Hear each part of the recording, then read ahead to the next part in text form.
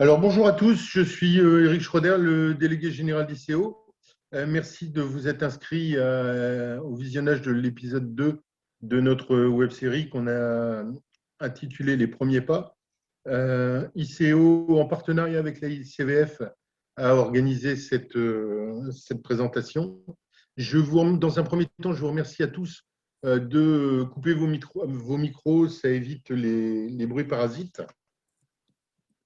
Et on va commencer tout de suite de manière à ne pas perdre de temps parce que la journée est très chargée. Alors, donc le sommaire de manière très brève, puisque derrière Frédéric Massip nous le présentera plus en détail, une petite présentation d'ICO, la synthèse de l'enquête qu'on a fait en ligne, la présentation de Madame Hiverneau du ministère de la Transition écologique, la présentation de la plateforme Opéra et des conclusions. Donc, on commence par une présentation d'ICO. ICO est une association qui regroupe, dont l'objectif est de promouvoir les techniques du confort en utilisant le vectoro, de promouvoir la performance énergétique et de créer un lien entre tous les maillons de la filière. Dans quel domaine? Les domaines du chauffage, de la clim, de l'eau chaude sanitaire, de la ventilation, mais aussi depuis peu de l'éclairage et du bâti. La conception, la mise en œuvre et la gestion et maintenance. On a au sein de l'association 4 collèges, un collège bureau d'études, un collège industriel, un collège installation et services et un collège organismes et médias. Au total, cela représente 120 membres. C'est une association nationale avec des représentations dans chaque région et les valeurs de l'association sont la convivialité, la collaboration, l'indépendance, la technique bien sûr, la performance et l'innovation. Nous sommes également organismes de formation depuis 1996. Nous sommes datadockés et référencés auprès d'Atlas, l'OPCO des bureaux d'études. On propose des formations sur l'ARE 2020, elle est en cours d'élaboration, sur la rénovation énergétique des bâtiments, et c'est une action collective d'Atlas. On a aussi une formation sur la CVE plus C-, une formation sur l'électricité pour les thermiciens et 2 formations BIM. L'ensemble de ces formations se faisant en présentiel, elles ont été mises en stand-by un petit peu pendant toute la période Covid et on espère bien pouvoir relancer ces formations à partir du mois de septembre. Les diverses actions de l'association sont les JCE, journée de confort et d'échange, journée de conférences et d'échanges, où on se réunit en région pour vous présenter des thèmes assez variés. Là, pareil, ça a été mis en stand-by pendant le Covid. Des groupes de travail qui sont très actifs. Actuellement, aujourd'hui, par exemple, un groupe de travail sur le décret tertiaire qui donne comme résultat la web-série à laquelle vous assistez aujourd'hui. Nous sommes présents sur les réseaux sociaux, surtout sur LinkedIn, avec la nomination Association ICO. Vous êtes d'ailleurs pour la plupart inscrits sur l'événement LinkedIn. Et nous avons un site internet, donc vous avez là les coordonnées. Donc voilà pour la présentation d'ICO. Je vais maintenant passer la main à Frédéric Massip de For Inside, qui est membre ICO et qui est un cabinet conseil en stratégie commerciale. Et il va nous présenter un peu plus en détail la journée. À toi, Fred. Merci Eric pour cette introduction. Donc effectivement, au sein de l'association, nous sommes organisés, on va dire, en groupe de travail. Et bien évidemment, l'organisation de cet épisode n'est pas effectivement le travail d'une seule personne. J'ai été accompagné par un certain nombre de personnes, notamment Joséphine Ledoux, qui fait partie du CODIR de l'association, mais qui est aussi cofondatrice et directrice commerciale de la solution monitorée Sunlink. Bien évidemment, Éric Schroeder, que vous venez d'entendre, délégué général d'ICO. Était aussi dans l'équipe Thierry Dauchel, directeur commercial de Coprex, Philippe Herbulot, qui co-anime aujourd'hui avec moi, fondateur du bureau d'études d'efficience, mais aussi aujourd'hui, puisque cette web série est avec la participation de la ICVF. Donc, c'est en sa qualité de président de la région Île-de-France que Philippe intervient. J'aimerais également, puisque sans la participation de nos maîtres d'ouvrage, de certains maîtres d'ouvrage qui nous ont aidés aussi à monter le questionnaire, eh bien, je voudrais citer aujourd'hui la CCI Île-de-France, la mairie de Biscarrosse, la métropole de Tours, Covea Immobilier et également un groupe de bailleurs sociaux dans le nord de la France, Mon Abri Group. Voilà, je crois que je n'ai oublié personne. Comment on a imaginé traiter le sujet de cet épisode 2, les premiers pas du décret tertiaire? Il nous semblait important de commencer par vous interroger, vous, maître d'ouvrage, par un questionnaire dont je vais vous restituer, on va dire, quelques éléments pour une bonne compréhension, je dirais, de vos attentes. Nous avons le plaisir d'avoir deux invités de marque. Je suis sûr que vous serez avec moi heureux d'accueillir Virginie Hiverneau, donc chef de projet en charge du programme Un parc tertiaire public et privé rénové. Donc, elle est dans la coordination interministérielle du plan de rénovation énergétique des bâtiments. Et elle nous parlera de l'actualité réglementaire, mais aussi de donner quelques inputs sur comment agir et quels outils. À l'issue de cette première intervention, nous avons laissé un espace aux questions-réponses piloté par Philippe Herbulot, avant de donner la parole à un autre invité de marque, Emerson Cabane, qui est au service bâtiment de l'ADEME. Donc, il viendra, lui, nous parler plus précisément de quelque chose qu'on attend tous, c'est cette fameuse plateforme Opéra. Donc, on aura des premiers écrans très attendus et nous lancerons une deuxième série de questions-réponses et nous devrions être à l'issue de ces interventions autour de 12h15. Alors, le slide suivant, juste pour introduire en quelques mots cette enquête qui, de mémoire, ou en tous les cas à ma connaissance, c'est la première enquête de ce type. Nous avons lancé auprès 1 millier d'invitations à répondre, 1 millier d'invitations auprès des maîtres d'ouvrage.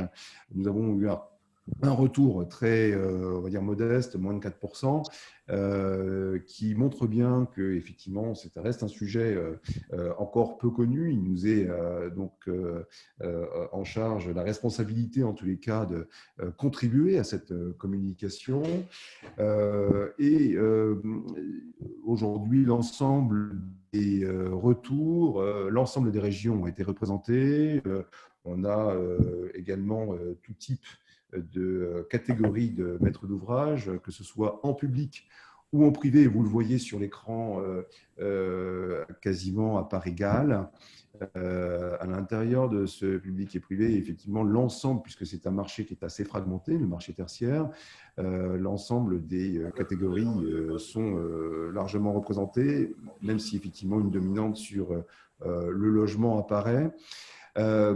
Dans ceux qui ont répondu, eh bien, on s'aperçoit que effectivement, ce sont plutôt les grosses structures qui se sont manifestées. Les structures de moins de 10 personnes représentent que 14%, alors qu'il nous semble qu'elle représente une grosse majorité. Elle est difficilement atteignable et donc charge à nous, en tous les cas, de trouver les moyens d'y accéder. Sur les personnes interrogées, la composition du parc était essentiellement des parcs de plus de 20 bâtiments à 72%.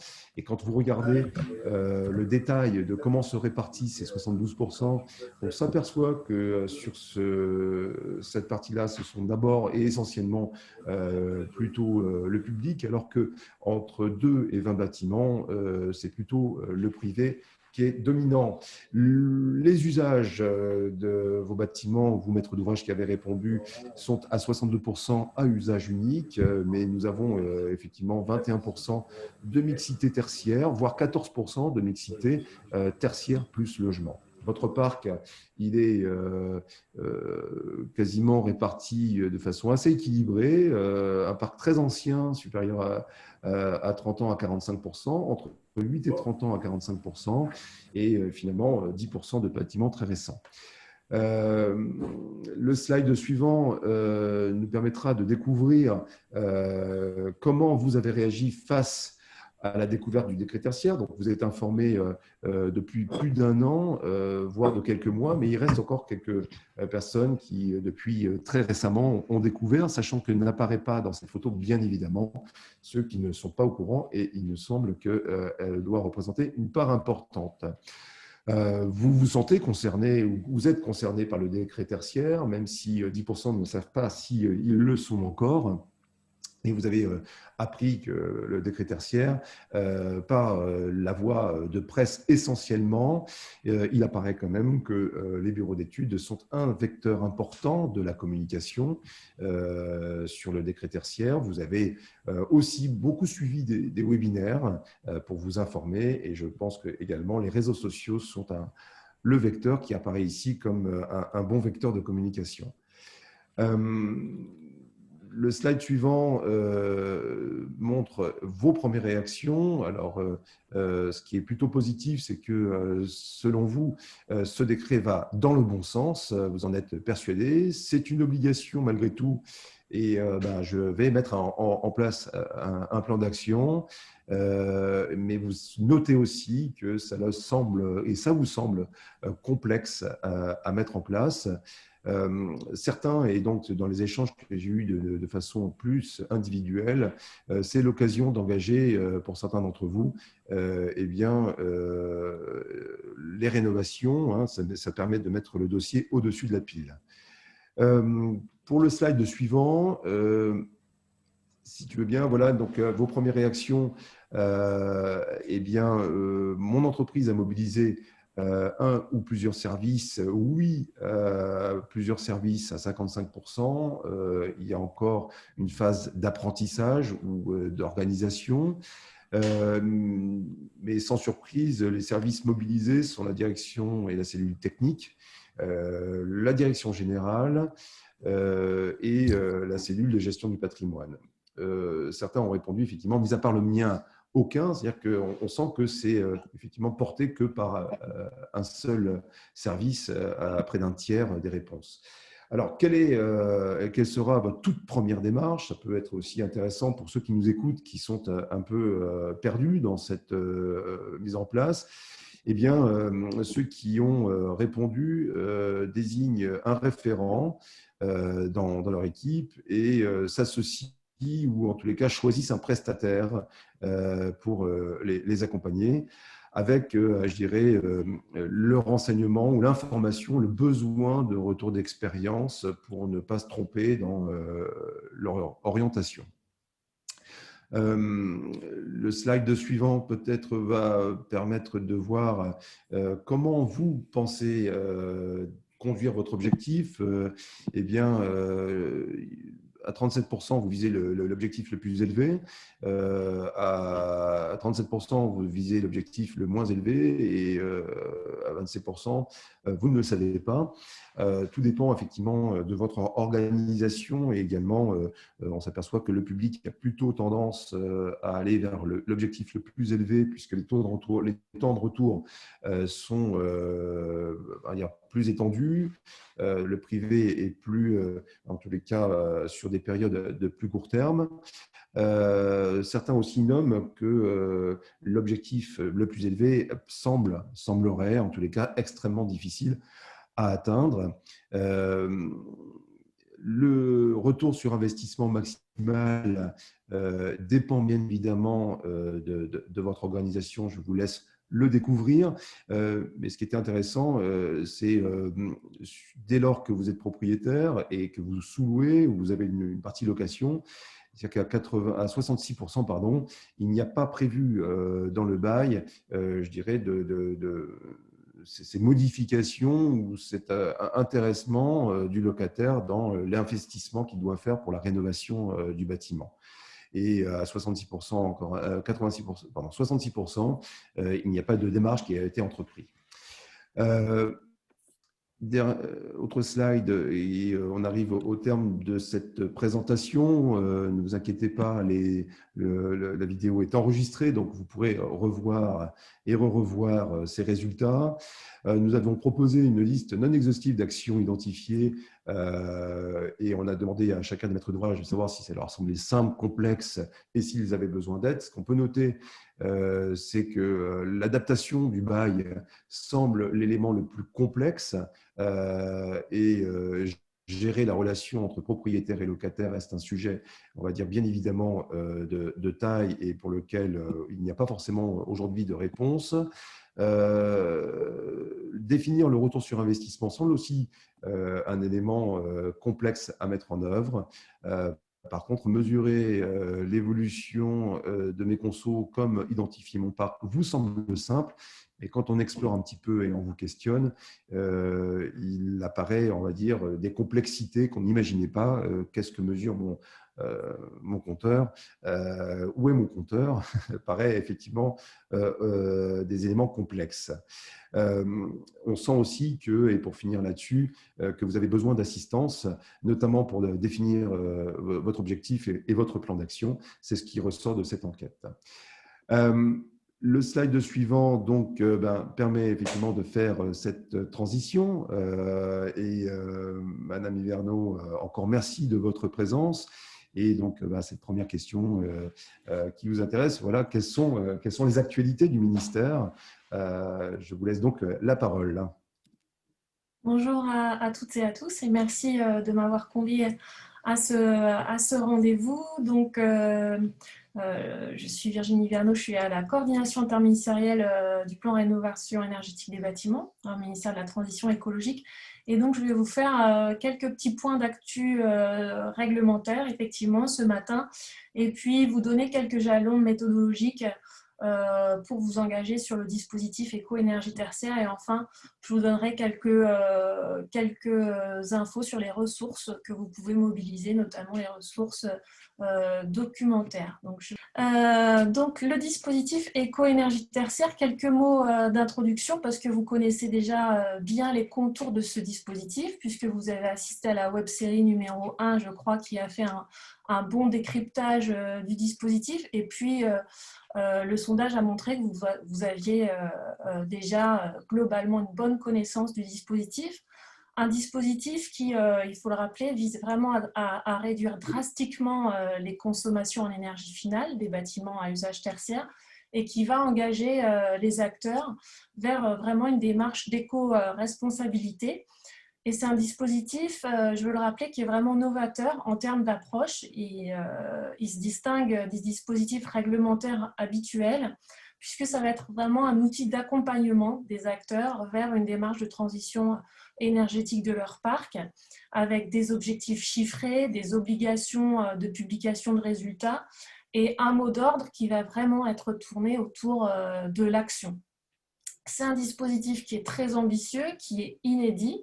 Il faut savoir qu'en Europe, on a en moyenne seulement 1% du parc de bâtiments résidentiels et tertiaires qui est rénové chaque année. C'est un rythme en France comme en Europe qui est encore trop faible pour atteindre nos objectifs de neutralité carbone qui sont fixés d'ici 2050. Et le dispositif éco-énergie tertiaire, il va vraiment jouer ce rôle d'accélérateur dans la transition écologique que nous souhaitons. Et puis un petit mot aussi pour finir cette introduction, pour vous dire que souvent on a tendance à se comparer à nos voisins européens en disant, notamment se tournant vers nos voisins suédois ou allemands qu'ils sont très très forts en termes de performance énergétique de leurs bâtiments. Le rapport récent du Haut Conseil pour le climat a encore souligné leur avance sur ce sujet. Et bien, ça fait aussi du bien parfois de se féliciter en France, puisque sur le volet tertiaire, en tout cas, le dispositif éco-énergie tertiaire, il a bâti une réglementation, un dispositif qui est un des plus avancés, un des plus ambitieux en Europe, puisqu'il n'y a pas d'équivalent. Voilà, donc un dispositif vraiment très, très ambitieux. Donc, je vais vous rappeler quelques points réglementaires tout d'abord.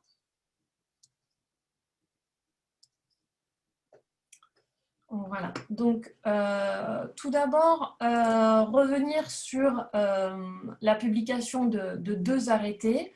Deux arrêtés qui ont fait l'objet d'une forte concertation. Et ça, c'est vraiment un fil rouge dans la construction du dispositif éco-énergie tertiaire, c'est le processus de concertation. De nombreux acteurs ont été conviés dès la loi Elan, puis la construction du décret tertiaire, puis enfin les arrêtés.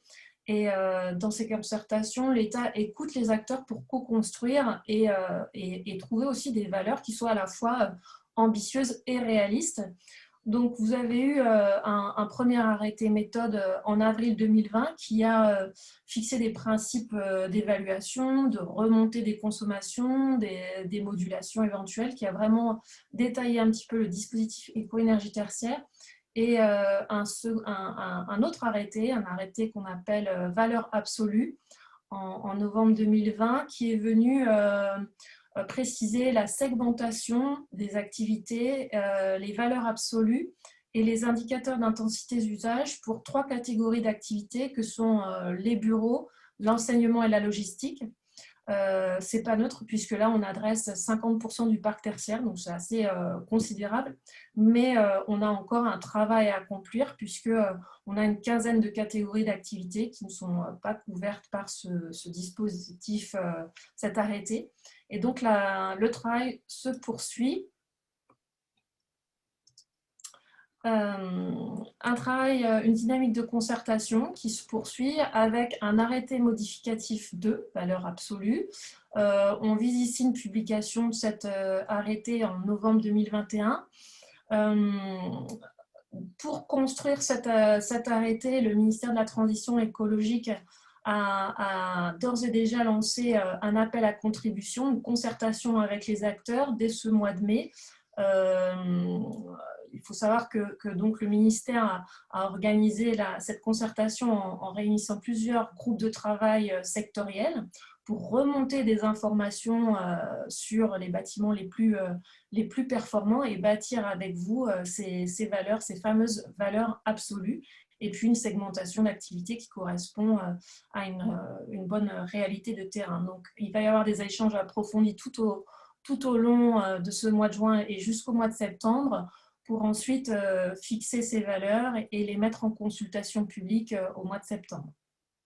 D'autres arrêtés modificatifs suivront et démarreront leurs travaux à la rentrée en septembre. Ce sera le cas pour les activités qui sont spécifiquement situées en Outre-mer, puisqu'on a des conditions climatiques particulières en Outre-mer. Et puis, pour définir les valeurs pour des activités plus atypiques, je pense par exemple aux gares ou aux parcs d'attractions, par exemple, ou encore aux secteurs qui ont été très impactés par la crise sanitaire, et comme le secteur santé. Je voulais vous faire aussi un petit point sur le projet de loi climat et résilience parce que bon, c'est un projet de loi qui est en cours d'examen. On n'est pas encore arrivé au bout du processus. Il a été adopté en première lecture à l'Assemblée. Il a été transmis au Sénat qui l'examinera en séance publique fin juin, mais il contient quelques dispositions qui modifient un petit peu certains points du dispositif éco-énergie tertiaire avec deux éléments qui sont à noter. D'abord, ce qu'on appelle un garde-fou énergie renouvelable. Donc ça, ce sont des dispositions qui visent à éviter que les actions d'économie d'énergie qui vont être engagées par vous conduisent à une réduction du recours aux énergies renouvelables. Par exemple, lorsque vous remplacez vos systèmes de chauffage, eh bien, éviter qu'on remplace des systèmes de chauffage vertueux comme des réseaux de chaleur urbains par des équipements qui auraient une part d'énergie renouvelable plus faible. Donc là, on s'insère dans les objectifs de la stratégie nationale bas carbone. Donc l'idée, c'est vraiment de ne pas augmenter les émissions à gaz à effet de serre de vos structures et de ne pas augmenter le recours aux énergies non renouvelables. Autre disposition qui peut être importante, c'est la date d'assujettissement.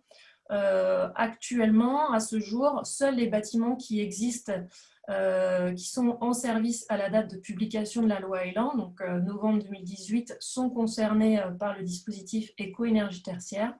Et donc, dans le cadre du projet de loi climat et résilience, on introduit une disposition pour faire rentrer tous les bâtiments. L'objectif, c'est de supprimer une égalité de traitement entre ces bâtiments existants à la date de la publication de la loi Elan et les bâtiments plus récents, et d'inclure dans l'obligation donc ces bâtiments plus récents pour les inciter aussi à travailler, à faire des efforts, par exemple sur leur process, parce que même s'ils sont aux dernières normes d'efficacité énergétique, eh bien, on peut toujours travailler pour améliorer notamment les process. Et puis ça, c'est une demande qui était fortement exprimée par les acteurs publics et privés. L'idée, c'est aussi de faciliter l'atteinte de l'objectif à l'échelle de tout ou partie d'un patrimoine, en incluant dans ce patrimoine des bâtiments performants, donc des bâtiments neufs. Donc ça va vous permettre voilà, de faciliter l'atteinte de vos objectifs. Voilà pour ce tour d'horizon réglementaire très rapide.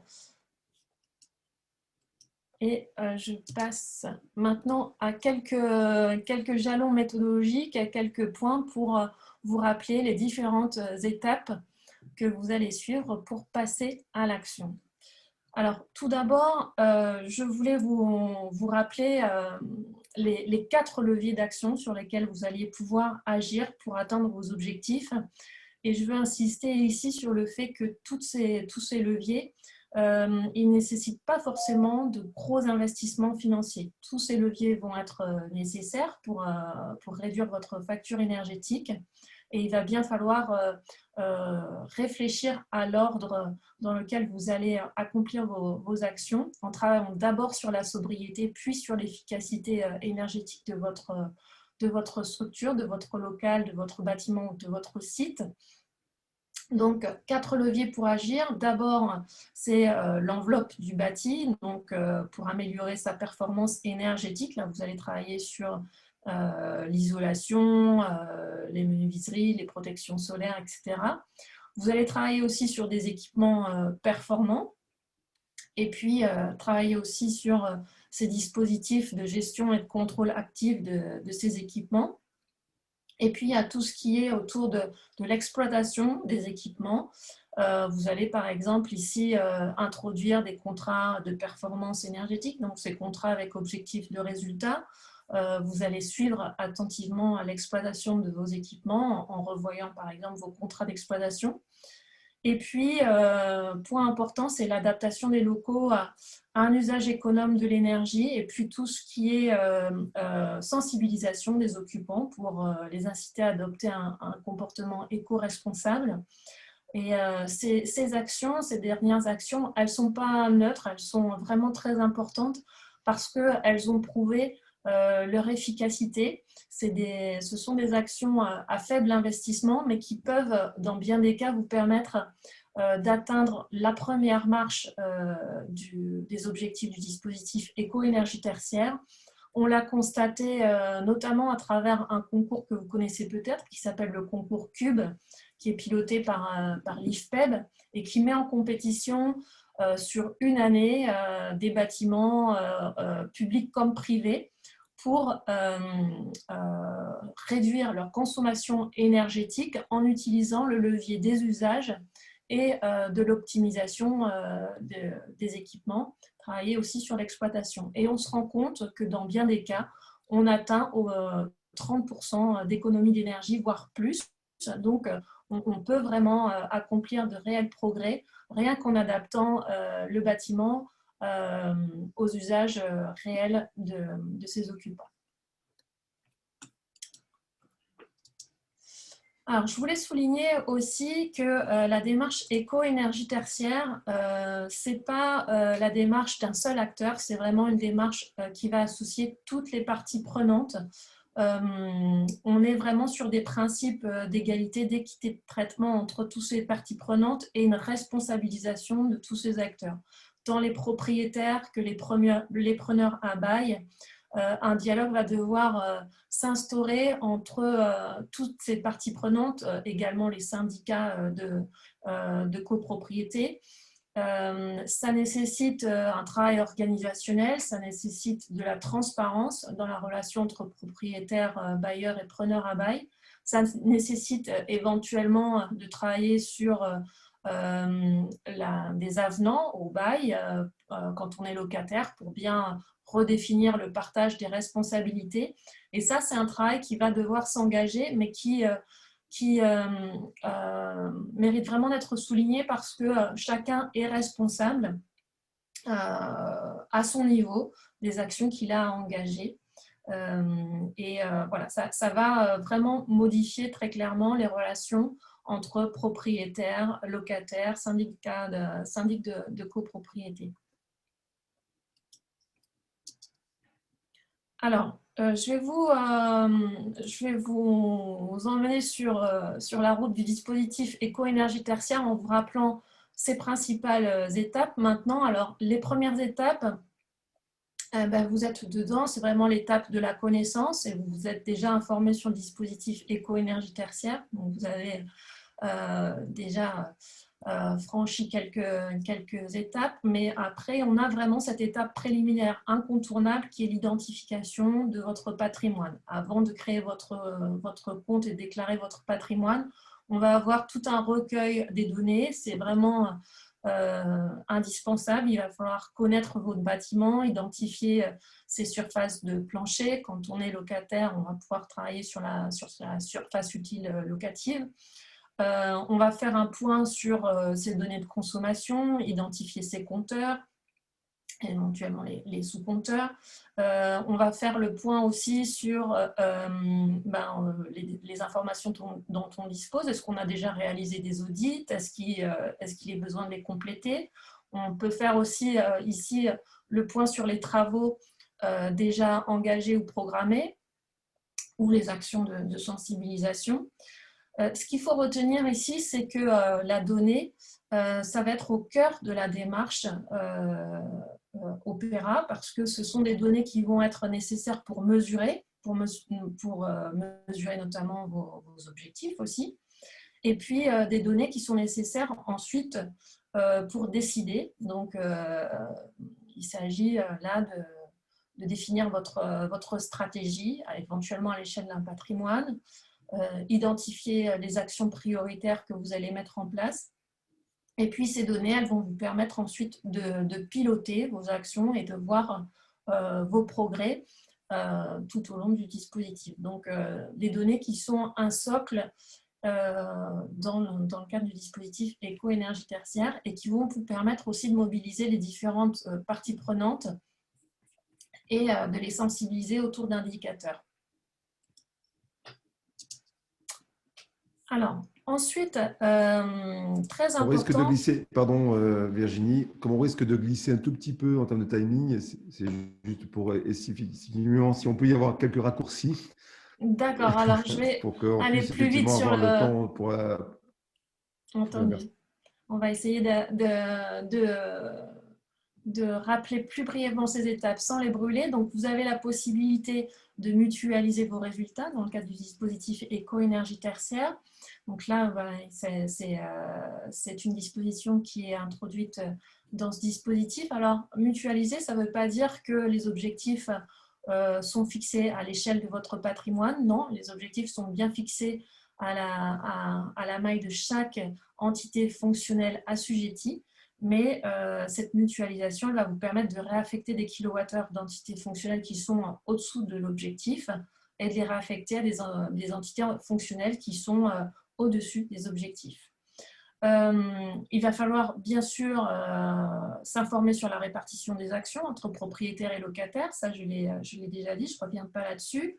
Donc, ces obligations, elles concernent bien sûr aussi bien les preneurs à bail que les propriétaires. Chacun est responsable et chacun effectivement, s'expose aux sanctions si il n'accomplit pas ses objectifs. Donc, le propriétaire va devoir réaliser des actions au regard de la performance énergétique du bâtiment ou du local qu'il loue ou dont il est propriétaire, et puis des équipements dont il a l'exploitation. Et puis, le locataire, lui, il va être responsable au niveau du local qu'il loue et des consommations d'énergie qui sont liées aux équipements dont il a pleinement la maîtrise. Ensuite, c'est la phase d'identification sur Opera. Donc là, bien sûr, la création du compte, puis la saisie des données obligatoires sur le bâtiment, sur les consommations énergétiques.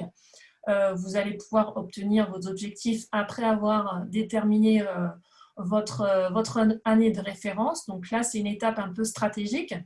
Alors, ça peut paraître a priori un peu fastidieux de se dire que je vais devoir aller chercher dans mes factures très loin en arrière pour définir mon année de référence. Mais en fin de compte, si on y regarde d'un peu plus près, suivant les cas, on aura une approche complètement différente. Si on est par exemple sur un bâtiment qui n'a jamais engagé de travaux de rénovation énergétique ou qui n'a pas fait d'intervention significative depuis 2010, eh bien on pourra tout simplement se contenter de prendre ces dernières factures, puisqu'on peut se dire qu'entre 2010 et 2019, on n'aura pas eu d'évolution significative. De même, si on a vraiment un bâtiment très performant ou si on a réalisé une réhabilitation globale, on pourra chercher aussi ces dernières factures, puisqu'on sera plutôt dans une approche où on cherchera à atteindre notre objectif en valeur absolue et non pas en valeur relative. Et puis là, on aura un troisième cas où c'est un petit peu plus complexe. On a fait des interventions ponctuelles. Et là, il va falloir trouver l'optimal et donc regarder quelle est l'année de référence la plus pertinente et donc éplucher davantage ces factures sur les 10 dernières années. Voilà. Ensuite, on va élaborer son programme d'action. Donc, le plan d'action, il est très détaillé dans le dispositif éco-énergie tertiaire, notamment dans ses arrêtés. Vous pouvez aussi retrouver beaucoup d'éléments sur la FAQ disponible sur la plateforme Opera. Et puis, vous aurez un guide d'accompagnement qui va vous guider sur ces différentes étapes. Alors, pour établir votre action, vous avez la possibilité également d'identifier des contraintes et de moduler vos objectifs si jamais vous avez des contraintes patrimoniales, techniques ou économiques. Et dans ces cas-là, vous allez réaliser une étude énergétique spécifique et déclarer vos modulations. Ces éléments ils sont également très, très détaillés dans le dispositif et sur la plateforme Opera, vous pouvez trouver beaucoup d'éléments explicatifs pour bien identifier ces contraintes et moduler vos objectifs. Alors, petit point juste de précision, mais vous savez certainement déjà, vous avez des modulations qui concernent les données qui sont liées aux données soit climatiques, soit aux données liées à l'intensité d'usage de votre bâtiment. Ces modulations, elles se font automatiquement sur la plateforme Opera. Elles ne nécessitent pas de dossier particulier puisqu'il y a un calcul qui est fait automatiquement sur la plateforme Opera en fonction des renseignements que vous avez fournis. Et puis ensuite, vous allez suivre et déployer votre plan d'action. Là, vous allez avancer vraiment pas à pas. Et il faut vous appuyer sur les retours d'expérience. Il faut donc réaliser votre démarche en regardant votre progression grâce aux attestations annuelles de consommation énergétique que vous allez obtenir avec la plateforme Opera. Et puis, vous allez déployer donc votre plan d'action grâce à des bilans annuels. C'est important ici de s'organiser, d'élaborer une stratégie. Ça peut passer par exemple par la mise en place d'un management de l'énergie, la mise en place d'un plan de comptage, ou c'est aussi l'occasion de faire un point sur la stratégie de gestion de votre actif immobilier si vous avez un patrimoine important et de réaliser ou de mettre à jour votre schéma directeur immobilier. Voilà. Ensuite, la déclaration sur Opera. déclaration annuelle. Hein. C'est vraiment une originalité du dispositif, c'est que de partout en France et chaque année, on va faire remonter de la donnée sur quasiment l'intégralité du parc tertiaire, avec donc une attestation annuelle et puis une notation. Cette approche, elle va vraiment encourager les gestionnaires de bâtiments à réfléchir en obligation de résultat. Et puis, ça vous permet, avec cette attestation et ces indicateurs, de mobiliser les différentes parties prenantes, les propriétaires, les locataires et puis aussi les usagers des lieux. Voilà, cette attestation, elle a également un impact sur la valeur verte de votre actif. Hein, si c'est un argument supplémentaire, c'est vraiment très important aussi de le noter. Alors, pour vous accompagner, vous avez différentes ressources et je veux faire un petit point ici pour vous dire que je crois qu'une web série sera dédiée spécifiquement aux ressources financières que vous pouvez mobiliser pour vous accompagner. Il en existe aussi bien sur le secteur public que sur le secteur privé. Sur le secteur public, je pense notamment au plan de relance qui a dédié 4 milliards d'euros à la rénovation énergétique du parc tertiaire. Et puis, sur le parc privé, il y a beaucoup aussi d'éléments, que ce soit crédit d'impôt qui est mis en place par le plan de relance, mais aussi les certificats d'économie d'énergie, les prêts BPI, ADEME et les prêts verts. Donc, beaucoup de dispositifs qui vous seront détaillés dans un prochain numéro. Je voulais quand même vous signaler l'appui documentaire que vous pouvez trouver sur la plateforme Opéra. Elle met régulièrement à jour une foire aux questions qui est très détaillée. Et puis, ces documents ils seront complétés très prochainement par un guide d'accompagnement que vous pourrez retrouver, en même temps que certains documents de vulgarisation, de pédagogie qui sont d'ores et déjà disponibles. C'est le passage à l'action en 10 étapes et puis il y a aussi un décryptage du dispositif éco-énergie tertiaire. Et je veux souligner un point intéressant également, c'est des MOOC qui se mettront en place à la rentrée en automne, un format de 45 minutes et 8 numéros qui vous décrypteront le dispositif éco-énergie tertiaire, mais pas seulement sur le volet réglementaire, il y aura aussi toute une approche méthodologique et puis le volet financement, le volet contractuel, beaucoup de choses pour vous aider à rentrer plus concrètement dans ce dispositif éco-énergie tertiaire. Le CEREMA également, c'est un centre de ressources que vous pouvez regarder et qui est vraiment très intéressant. Le CEREMA, c'est un opérateur du ministère et qui est vraiment expert sur notamment la thématique bâtiment et qui capitalise beaucoup de retours d'expérience, beaucoup de ressources méthodologiques. Vous avez notamment un cycle de 3 webinaires que vous pouvez retrouver en replay, un dossier sur le dispositif éco-énergie tertiaire, des fiches très bien faites, et puis des guides aussi qui sont téléchargeables gratuitement. Je pense notamment à un guide très intéressant sur justement les actions à faible investissement et comment on travaille avec les occupants. Quelques références réglementaires. Vous dire enfin que vous pouvez poser vos questions pour tout ce qui concerne la plateforme Opéra à l'adresse qui s'affiche. Et puis, vous adresser également à vos directions départementales des territoires et à vos DREAL. Voilà, vous pouvez retrouver tous les coordonnées en cliquant sur ce lien également. Donc, n'hésitez pas. La foire aux questions, elle est très complète, très détaillée. Mais si jamais vous avez encore des questions plus détaillées qui ne trouvent pas réponse, vous pourrez retrouver voilà, vos questions ici. Bon.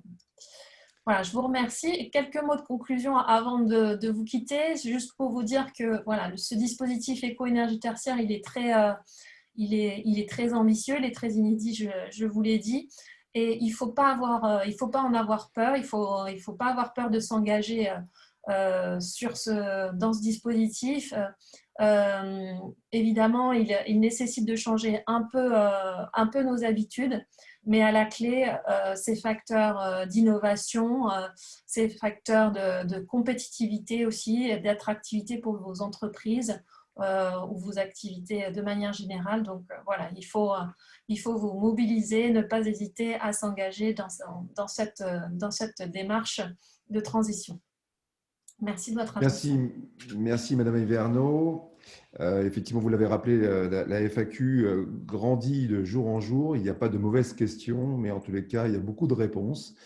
Ça me permet de faire la transition avec quelques questions que va poser Philippe Herbulot, que nous avons repéré, qui a été posée par le chat, mais qui a été également posée en amont.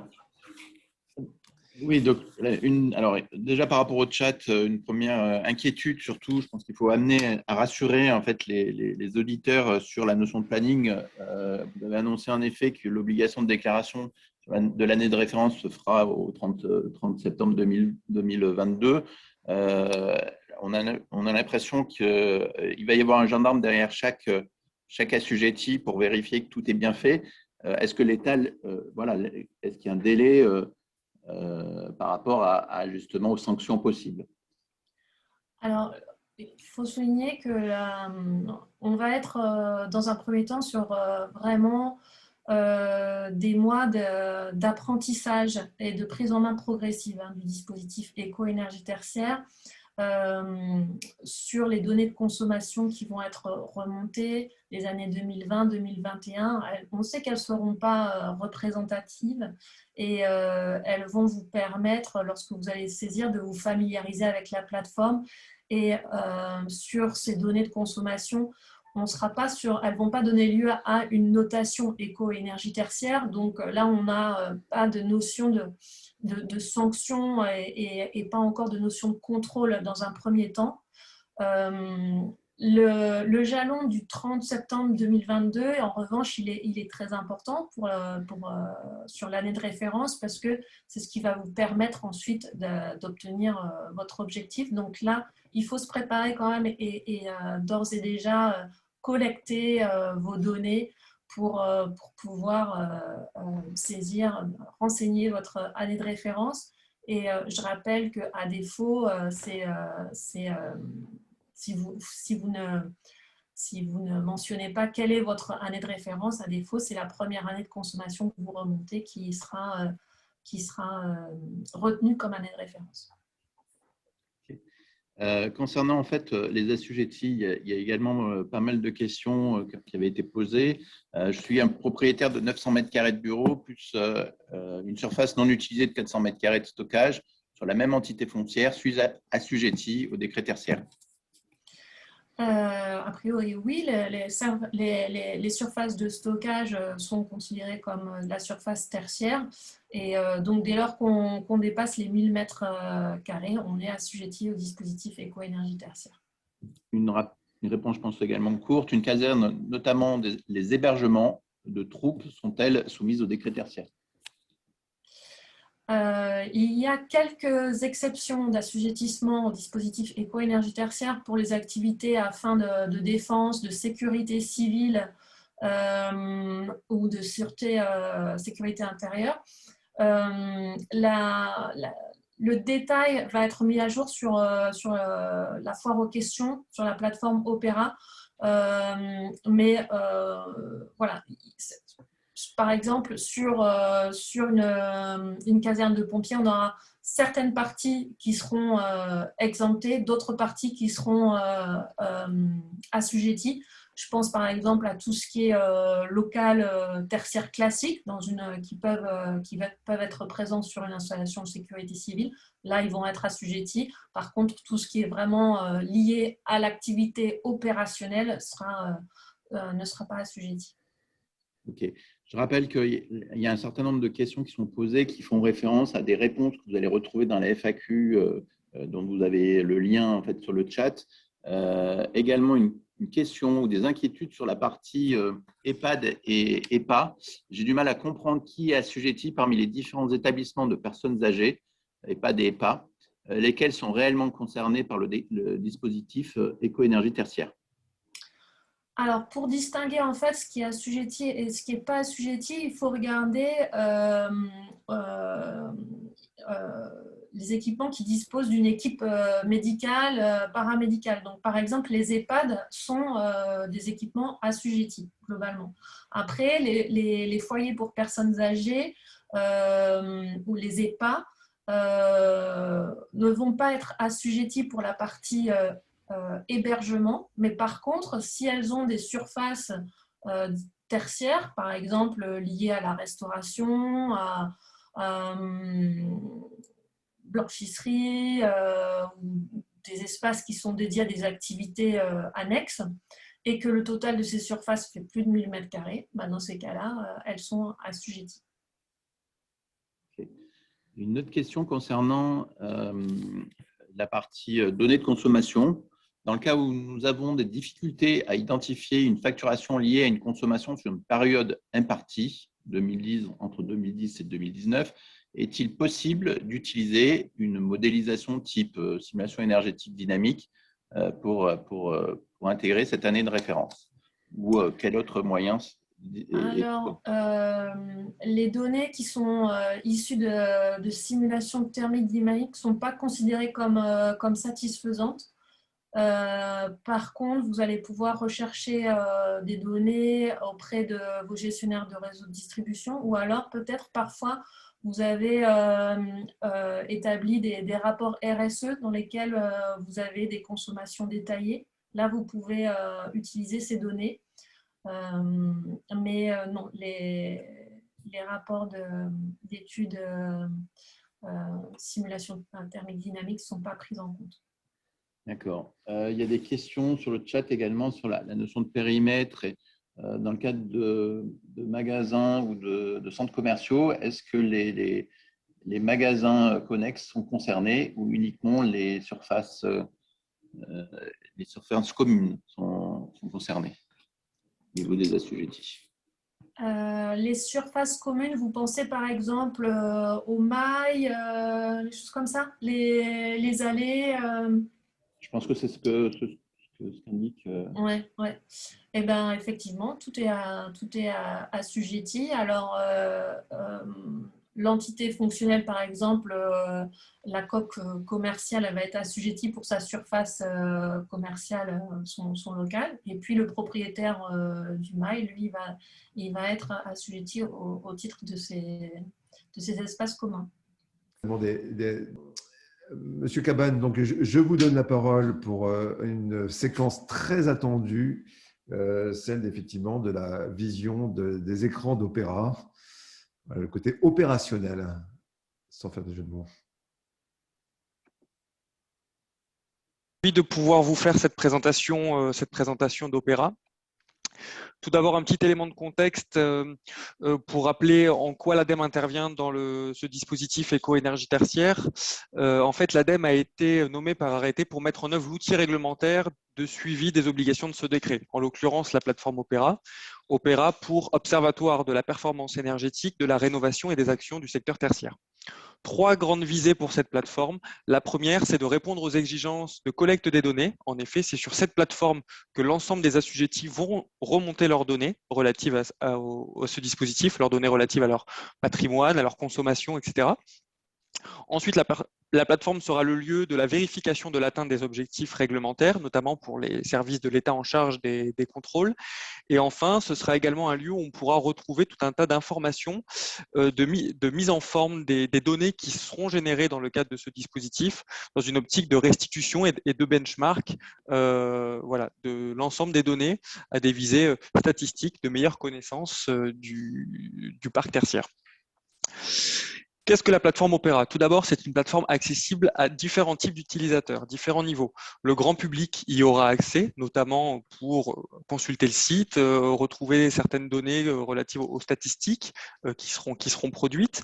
Les assujettis également, bien sûr, auront accès à Opéra, les services de l'État pour les contrôles, mais également un accès administrateur pour nous, ADEME, qui élaborons la plateforme, ou pour les services de l'État en charge de l'élaboration du dispositif. Il sera possible sur Opera de saisir les données relatives aux éléments bâtimentaires ou aux entités fonctionnelles, hein, c'est le terme exact. C'est sur cette plateforme aussi que se fera la saisie des consommations chaque année. Pour rappel, c'est au 30 septembre de chaque année que les données de consommation de l'année précédente doivent être renseignées. On a également le premier jalon réglementaire du 30 septembre 2022 pour la définition de la situation de référence qui servira à définir l'objectif en valeur relative notamment. Pour cela, il faudra remplir les consommations de référence, définir des indicateurs d'intensité d'usage.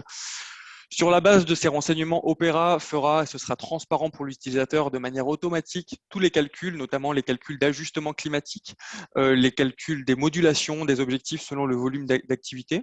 Et tout cela aboutira sur la production d'une attestation annuelle pour chaque assujetti qui permettra à chaque assujetti de savoir où est-ce qu'il se situe par rapport à l'atteinte de ses objectifs. Aujourd'hui, la première échéance de données de remontée de consommation est définie pour le 30 septembre 2021. C'est vraiment la date en vigueur au jour d'aujourd'hui. Quelques éléments sur cette année 2021. Elle concerne la remontée de données de consommation de l'année 2020 et qui n'est pas représentative, notamment en raison de la crise sanitaire. Il y a certaines consommations de bâtiments qui sont probablement revues à la baisse ou à la hausse selon les catégories d'activités concernées. Donc c'est vraiment vu comme une année d'apprentissage. C'est également l'année la plus chargée en termes de saisie. En effet, c'est cette année que les assujettis vont devoir se créer des comptes, déclarer leur patrimoine, leurs entités fonctionnelles, déclarer leur consommation, éventuellement définir des indicateurs d'intensité d'usage ou de référence. Et une bonne partie de ce travail qui est demandé pour cette première année ne sera pas reproduit sur les années suivantes. Pour nous, ADEME, l'année 2021, ce sera aussi l'occasion pour nous d'avoir des premiers retours utilisateurs, donc vraiment de pouvoir améliorer la plateforme sur la base de retours d'expérience qu'on aura collectés auprès de l'ensemble des assujettis qui se seront frottés à la plateforme une première fois. Et enfin, nous, on a bâti Opera vraiment pour faciliter le remplissage. On a limité dans un premier temps les droits d'accès, les contrôles de cohérence. Donc vraiment avoir la plateforme la plus ouverte possible et pour être le moins freiné possible dans son parcours utilisateur, en tout cas dans un premier temps. Quel est le calendrier de livraison des fonctionnalités d'Opera? Je tiens à préciser que ce calendrier est vraiment relatif sur la date du 30 septembre 2021. Sur la base de cette première date jalon de remontée d'informations, nous, on s'est conjointement défini la date du 30 juin 2021 pour livrer l'ensemble des fonctionnalités, j'ai envie de dire vitales, qui permettent à chaque assujetti de remplir leurs obligations. Donc pour cela, on a fonctionné par livraison de lots de fonctionnalités. Aujourd'hui, il y a un certain nombre, le site est disponible, il y a un certain nombre d'informations, Virginie l'a dit, qui sont accessibles sur le site Opera. Il y a le module de création de compte qui, lui, est fonctionnel. Je reviendrai tout à l'heure. Le prochain lot de fonctionnalités, dans le calendrier tel qu'il est défini aujourd'hui, c'est pour mai 2021, donc vraiment dans les tout prochains jours, si la date du 30 septembre 2021 en reste là, où il sera possible de saisir les éléments relatifs au patrimoine, que ce soit de manière manuelle via l'interface homme-machine ou par l'intermédiaire d'import de fichiers CSV. Je vais y revenir juste après. Ensuite, on a le lot prévu pour le 30 juin 2021 qui permettra aux utilisateurs de se créer des comptes utilisateurs en masse, là encore par l'intermédiaire d'import CSV, et aussi de saisir les données de consommation, là encore soit par le biais de l'interface homme-machine, soit par le biais d'import de fichiers.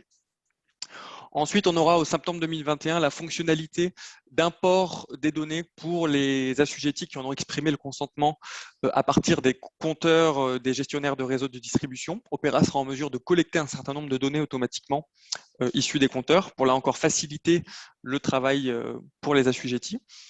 En décembre 2021, c'est un peu le module calculatoire où Opera calculera les objectifs, permettra aux assujettis de remplir leurs données de référence et également de renseigner certains éléments qui concernent leur plan d'action et de rénovation. Et le dernier lot de fonctionnalités prévu aujourd'hui pour juin 2022, qui concerne la génération des attestations annuelles, les premières fonctionnalités de restitution et de benchmark sur la base des données collectées sur Opera, et également l'interfaçage direct d'Opera par l'intermédiaire d'API avec des logiciels de management de l'énergie ou des logiciels de gestion de patrimoine, voilà, pour se passer du CSV, pouvoir interfacer directement Opera avec les outils qu'un certain nombre d'assujettis peuvent avoir. Voilà, je l'ai un peu exprimé, je reviens sur les 2 grands modes opératoires qui sont possibles. En réalité, il y en a 3, mais il y en aura 2 dans un premier temps. Toutes les étapes du parcours utilisateur peuvent se faire soit de manière manuelle par le biais de l'interface homme-machine, c'est-à-dire vraiment écran par écran sur le site Opera. Donc la déclaration de compte, la déclaration des entités fonctionnelles, donc des bâtiments, des parties de bâtiments, des sites, le cas échéant. La déclaration des consommations, des indicateurs d'intensité d'usage. On pourra faire ça de manière manuelle sur le site, écran par écran. Et un deuxième mode opératoire est proposé.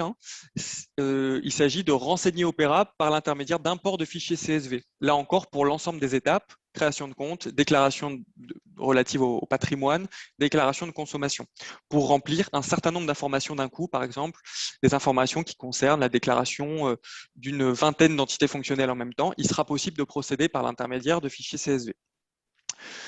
Et le troisième mode opératoire qui viendra dans un deuxième temps, c'est l'interfaçage direct avec des logiciels externes et qui permettra de se passer de l'import CSV.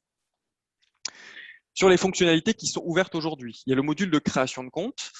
C'est ouvert pour tous les comptes, sauf pour les copropriétés. Et vraiment, ça va être livré très très prochainement pour le cas des copropriétés. Les structures mandatées peuvent aussi se créer un profil, notamment il y a un modèle de mandat qui est disponible et en remplissant leur SIRET. Là, vous avez le mandat que l'on demande dans le cas d'un personnel mandaté. Je pense par exemple à un bureau d'études qui aurait comme mission de renseigner Opera pour un assujetti. Il est possible, il est prévu aujourd'hui sur Opera et il pourra le faire par l'intermédiaire de la création d'un compte mandaté. Et on a vraiment bâti Opera pour que ce soit le plus léger possible pour l'utilisateur, c'est-à-dire que dès qu'on peut procéder à un remplissage automatique de champs ou fonctionner par menu déroulant, on le fait. Je pense notamment au remplissage du SIRET qui, par le biais de l'appel à l'API Sirène développé par Etalab, remplit un certain nombre de champs automatiquement et donc l'assujetti ou l'utilisateur sur son écran n'aura pas à remplir. Sur la notion d'entité fonctionnelle, un petit rappel car c'est vraiment la notion clé sur laquelle est bâti le dispositif, que ce soit la remontée de données ou le calcul des objectifs. Pour vulgariser un petit peu la définition qui est dans les textes, il s'agit de l'ensemble des éléments loués aux détenus au sein d'un ensemble bâtimentaire cohérent par la même structure juridique. Alors j'ai conscience que cette définition peut être un petit peu abrupte. Je propose 3 exemples pour voir les différents cas qui peuvent se présenter. Si un locataire loue 3 étages au sein d'un bâtiment, l'entité fonctionnelle sera l'ensemble des 3 étages et donc il y aura une seule remontée de données de consommation pour l'ensemble de ces 3 étages de manière consolidée. Si on parle d'un établissement scolaire composé par exemple de 3 bâtiments, un bâtiment administratif, un bâtiment enseignement, un bâtiment de restauration, dans ce cas-là, l'entité fonctionnelle est le site, c'est-à-dire l'ensemble de bâtiments. Là encore, une seule remontée de données de consommation pour l'ensemble de ces 3 bâtiments. Si on est dans le cas d'un bâtiment entier occupé par un propriétaire occupant ou par un propriétaire et détenu par un seul preneur à bail, l'entité fonctionnelle, dans ce cas-là, sera le bâtiment. Donc voilà, 3 grandes possibilités pour l'entité fonctionnelle, le site, l'ensemble de bâtiments, le bâtiment ou la partie de bâtiment, selon le cas. Sur la déclaration d'entité fonctionnelle, les propriétaires et les preneurs à bail doivent déclarer leurs entités fonctionnelles. Le texte prévoit un dialogue entre les différentes parties prenantes et donc, idéalement, il y a un accord qui est passé et l'une ou l'autre des parties peut, sur la base de cet accord, créer les entités fonctionnelles et y associer les autres parties prenantes pour qu'ensuite, l'ensemble des parties prenantes puissent avoir la vision et l'écriture sur une entité fonctionnelle donnée, renseigner des consommations, renseigner des caractéristiques du bâtiment. Ce sont des fonctionnalités qui sont aujourd'hui prévues pour mai 2021, donc là vraiment dans quelques jours si le calendrier n'est pas amené à bouger. Et là encore, on proposera d'emblée la possibilité de passer par l'intermédiaire d'un port de fichiers CSV ou par l'interface aux machines.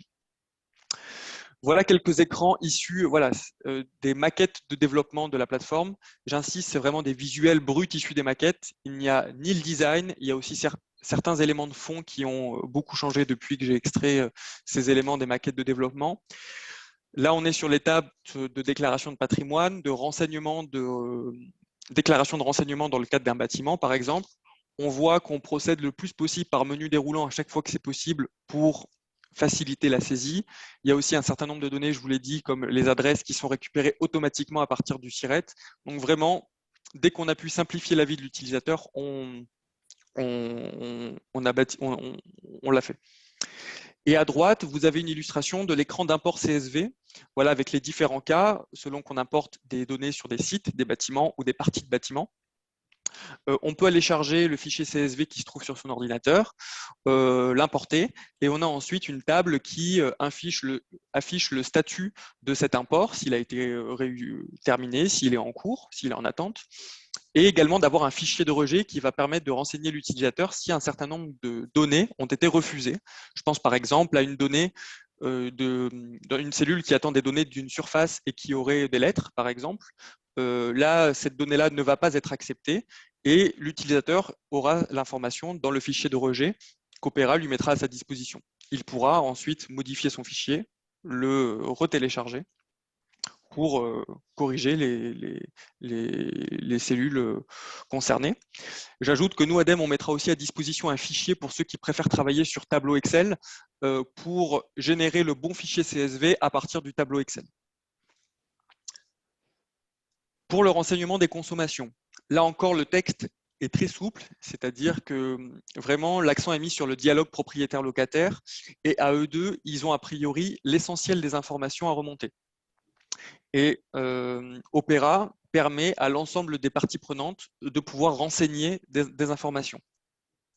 Là encore, je vous ai mis deux écrans qui illustrent cette étape un peu de suivi de consommation pour voir comment cela va se passer. On a tout d'abord, c'est l'écran de gauche, la sélection de l'entité fonctionnelle sur laquelle on souhaite travailler. Il se peut très bien qu'un assujetti en fait, ait plusieurs entités fonctionnelles sur lesquelles il est partie prenante. Donc d'abord une sélection de l'entité fonctionnelle concernée. On fonctionne aussi, on le voit en haut, par le biais on a une segmentation des étapes pour essayer de simplifier la saisie. Voilà, d'abord on choisit son entité fonctionnelle, ensuite on déclare ses consommations énergétiques, ensuite on définit les catégories, les sous-catégories d'activité.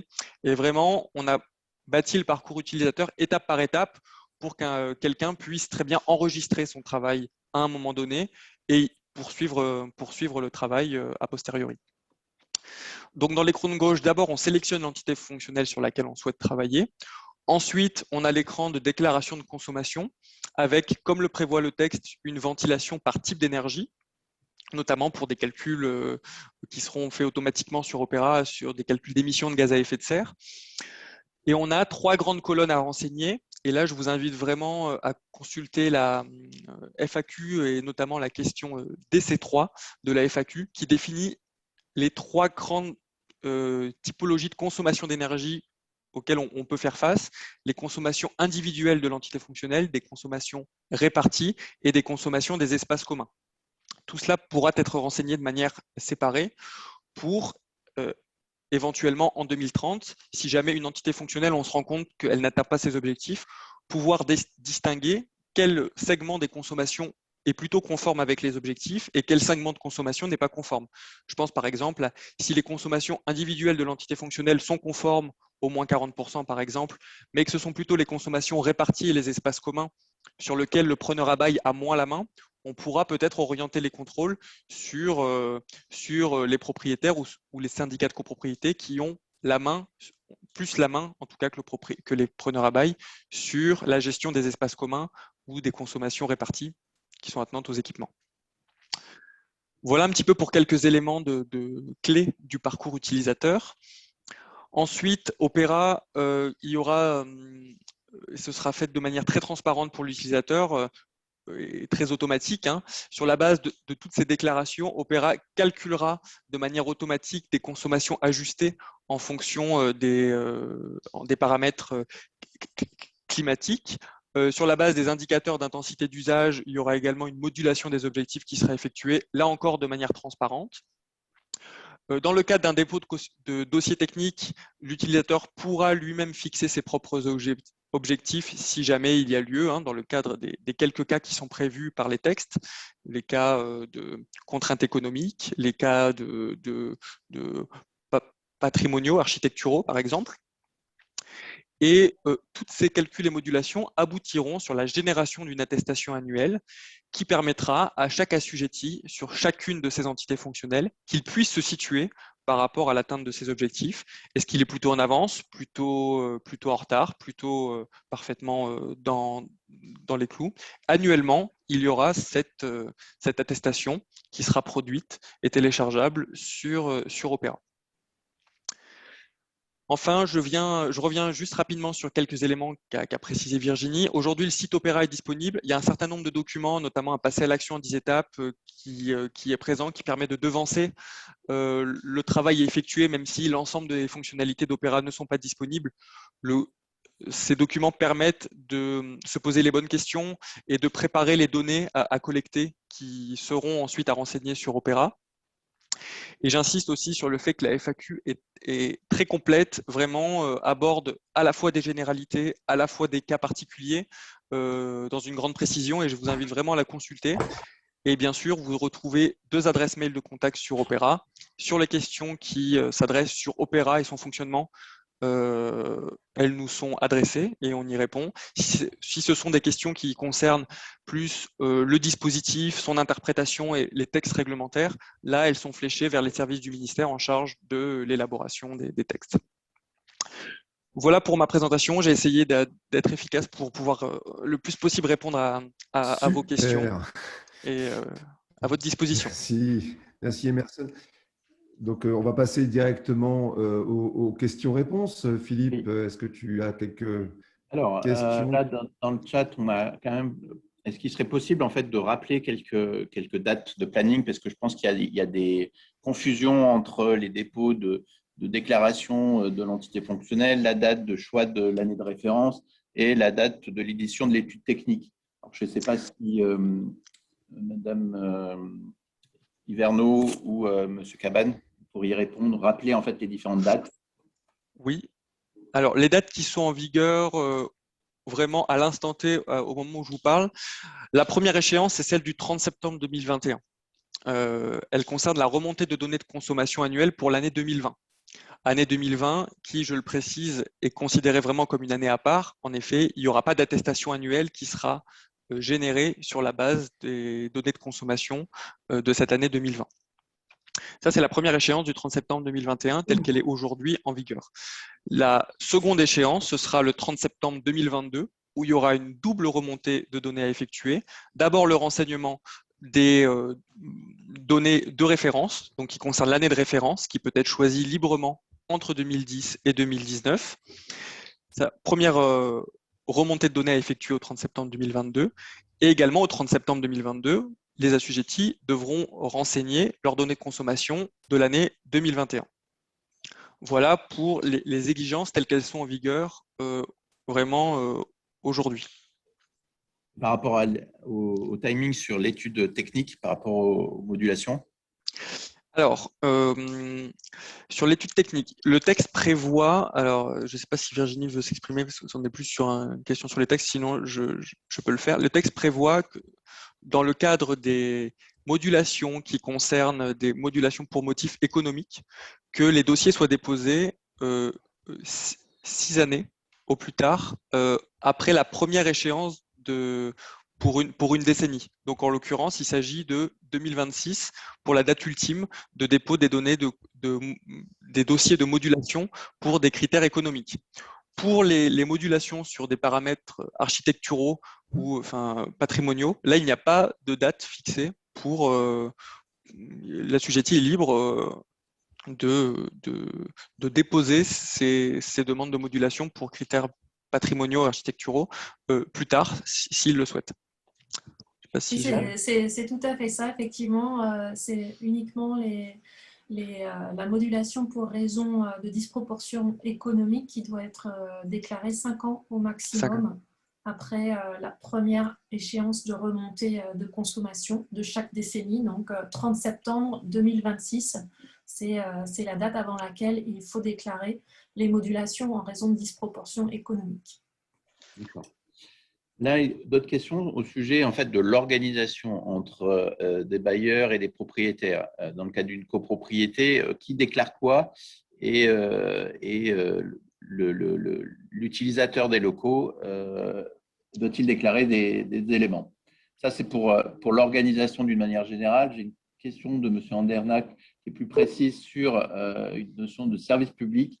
Quand on est délégataire dans le cadre d'une concession de service public, sport, transport, culture, qui doit gérer la déclaration du patrimoine sur Opéra et ensuite la remontée de consommation directement gérée par le délégataire? Alors, je vais essayer de répondre à ces questions d'une pierre deux coups. La philosophie du dispositif, c'est que, en fait, sur une entité fonctionnelle donnée, il y a plusieurs parties prenantes qui sont soumises au dispositif. Il y a vraiment le propriétaire, le preneur à bail, le cas échéant s'il est différent, et également, dans le cas de copropriété, le syndicat de copropriété. Ce sont vraiment ces trois entités-là qui sont en responsabilité vis-à-vis des exigences de ce dispositif, et toutes ont la possibilité, c'est ce que prévoient les textes, de remonter des données sur les entités fonctionnelles dont ils sont partie prenante. Donc, par le biais, le texte met en avant la notion de dialogue pour que les propriétaires et locataires puissent se mettre d'accord sur le qui fait quoi. Et Opéra est très ouvert sur ce plan-là, c'est-à-dire que à la fois les propriétaires, à la fois les preneurs à bail pourront inscrire et modifier des données sur une entité fonctionnelle dont ils sont en responsabilité.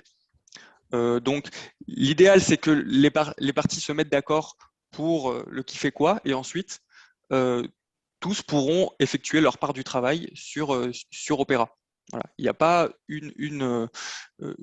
cela doit résulter du dialogue entre propriétaires et locataires. Et il se peut très bien que si on a, par exemple, un propriétaire qui ne souhaite pas effectuer sa part du travail, le locataire pourra, lui, faire sa déclaration et remplir ses obligations de déclaration en l'absence d'action du propriétaire, par exemple.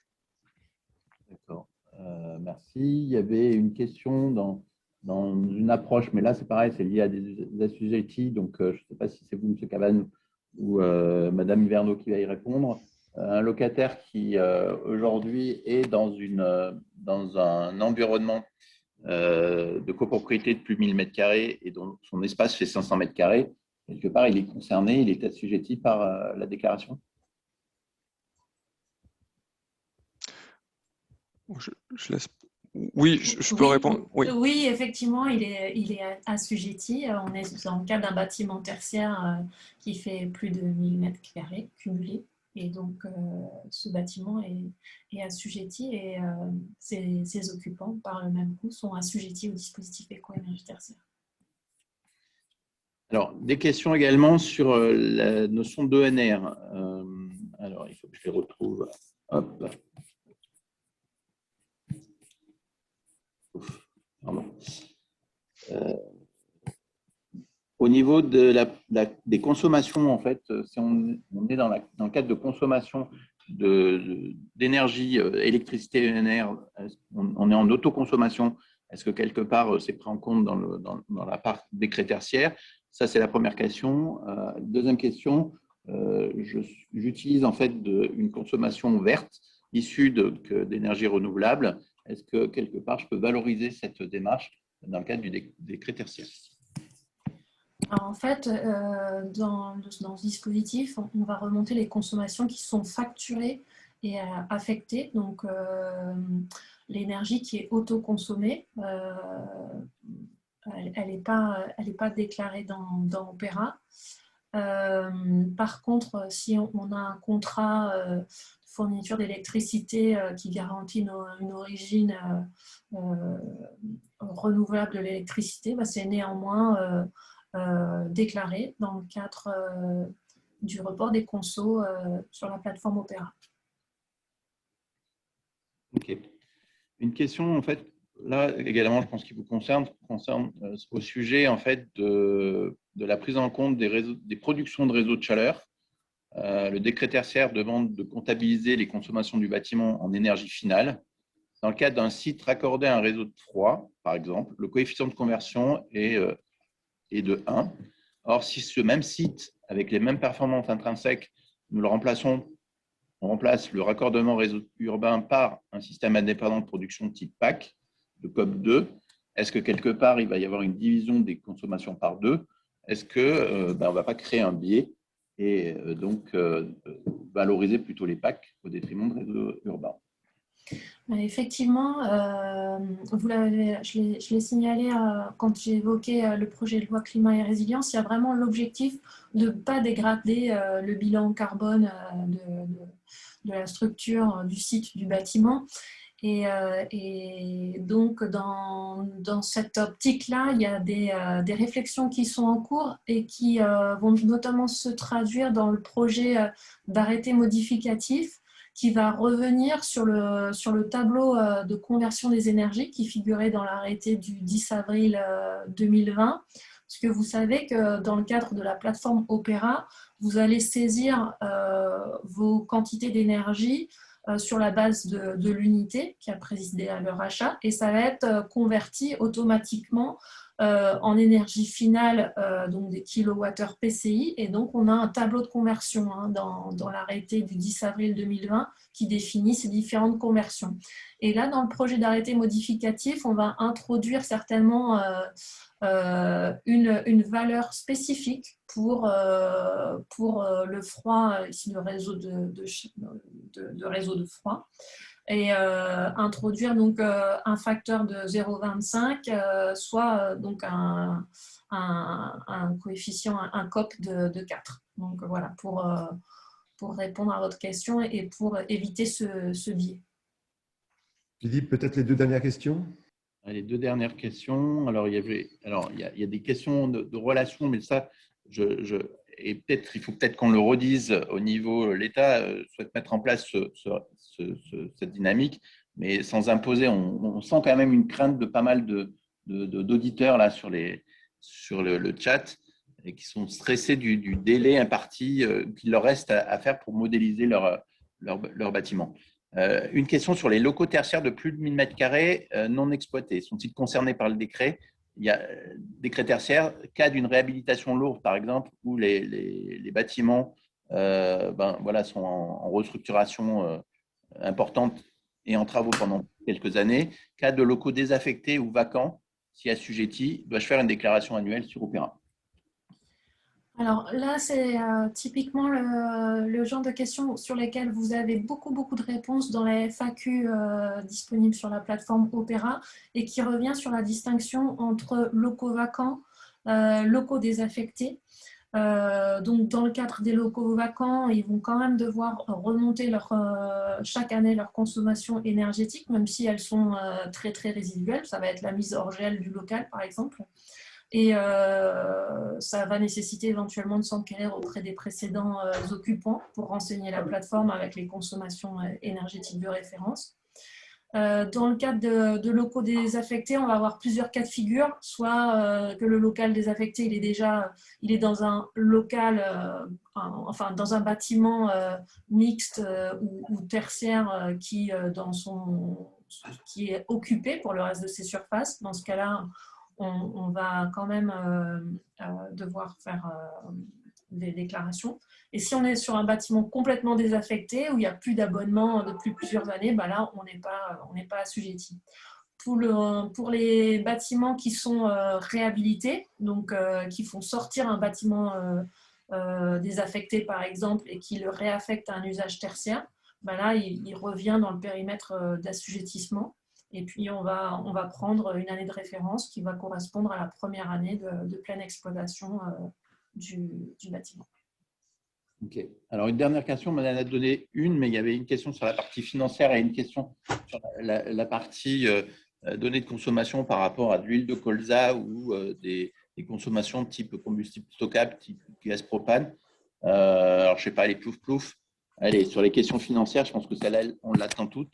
Est-ce que potentiellement, vous avez évoqué quelques aides? Est-ce que vous pourriez nous détailler assez rapidement en fait, les quelques aides publiques comme privées qui seraient susceptibles d'arriver? Alors, sur le secteur public, on a plusieurs choses. On a le plan de relance, donc c'est 4 milliards d'euros qui ont été mis sur la table pour engager la transition énergétique du parc tertiaire et vraiment, bien sûr, dans l'optique de les mettre sur la trajectoire du dispositif éco-énergie tertiaire. Ça, c'est aussi bien sur les bâtiments de l'État, les bâtiments d'enseignement supérieur et de recherche, les campus, les logements étudiants, où l'État a consacré 2,7 milliards. que pour les collectivités avec les dotations de soutien à l'investissement local qui ont été considérablement augmentées, notamment sur la partie rénovation thermique des bâtiments. C'est la DECIL, donc, dont les appels à projets sont mis en place par les préfets. Donc, il y a beaucoup de collectivités qui se sont mobilisées pour obtenir cette DECIL relance. Vous pouvez aussi mobiliser l'aide du programme ACTE.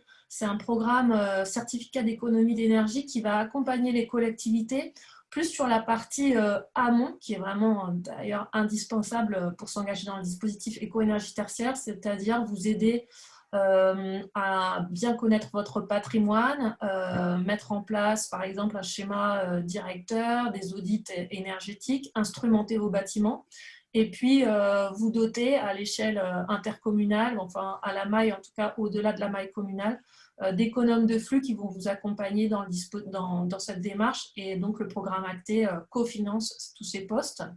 Sur le secteur privé, on a pas mal d'instruments aussi. On a notamment les certificats d'économie d'énergie qui sont bien connus et sur lesquels on a 2 coups de pouce récents. Un coup de pouce sur le chauffage, et un coup de pouce également sur les contrats de performance énergétique, donc où là on a une bonification des certificats d'économie d'énergie lorsque vous les mettez en place. Vous pouvez aussi mobiliser le crédit d'impôt rénovation énergétique pour les TPE-PME.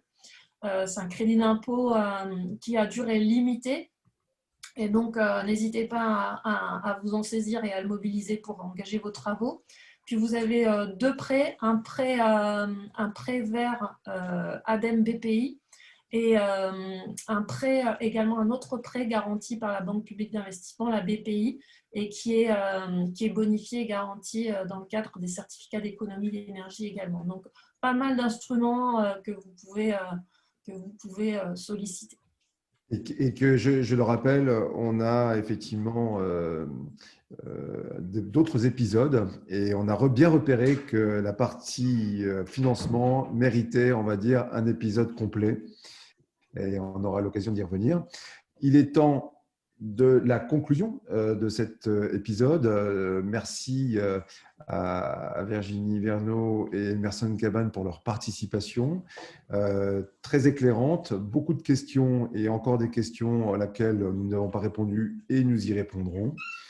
On a bien noté qu'effectivement, l'anticipation est nécessaire pour effectivement avancer sur le décret, ne pas attendre, on va dire, que le site soit tout à fait opérationnel. Il y a déjà des actions qui peuvent être déjà menées. Beaucoup de questions sont effectivement traitées sur la FAQ qui est très bien faite. Je vous le conseille à nouveau. On a beaucoup répété ce matin.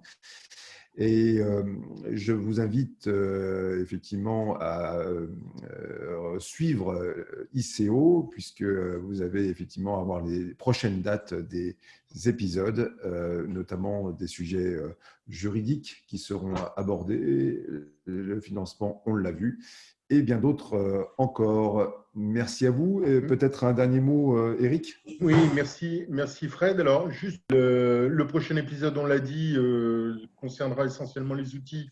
On n'a pas encore déterminé la date. Et merci à tous pour votre attention. On a été très nombreux, on a été près de 200 à un moment. Merci à tous et surtout aux intervenants, Frédéric, Virginie, Emerson et Philippe, de votre participation. Au revoir à tous. Bonne journée.